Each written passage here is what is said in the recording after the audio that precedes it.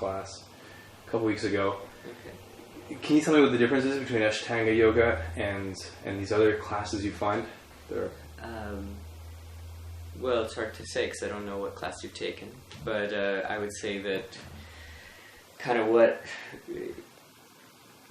differentiates ashtanga, if you want, is much more the pedagogical technique. So, yoga is yoga.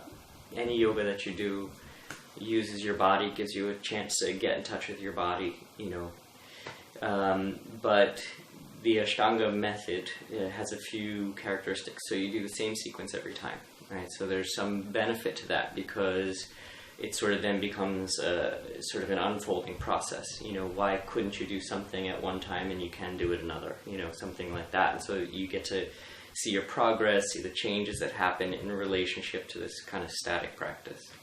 The other thing is that we kind of have this Mysore style method.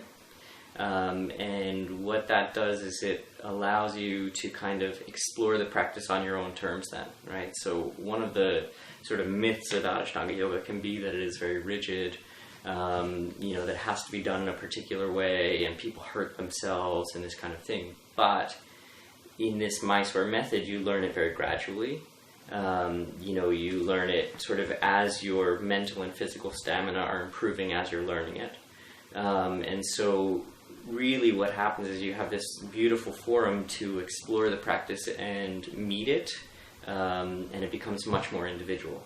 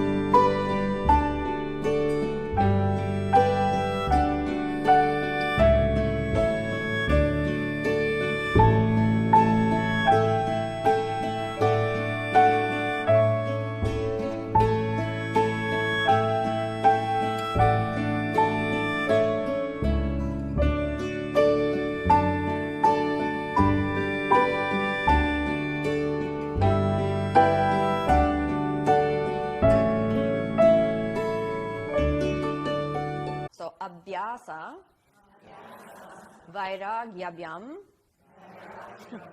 tannirodhah.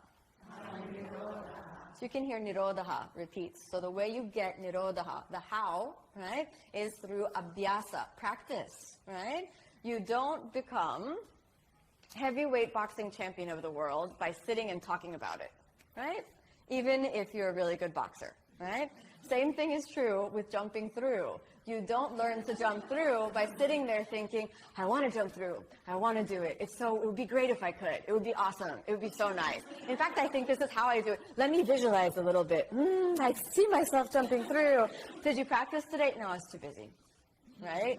You don't get there like that. Abhyasa is practice. The power of the mind can only be harnessed with practice, by applying the mind, by actually taking time to work through all of the methodology, to actually use whatever tradition is there. Now, a lot of the reason that the Yoga Sutra doesn't actually say this specifically constitutes your practice, do these 5 asanas or do this meditation technique, is because, again, at that time, there was a very strong reliance on Guru Parampara, the direct transmission of spiritual knowledge, the direct transmission of teachings direct to students from the teacher, so that the teaching itself could be modified. You know, very much in a similar manner as the Ashtanga Yoga path does today, modifying, you know, postures and sequences to tailor each individual student's needs. And this is something that Patanjali, you know, took for granted to some degree. So a lot of people say, well, why aren't there, you know, 25 postures when he says Abhyasa? Why isn't there a diagram, you know, a little stick figure in Padmasana position?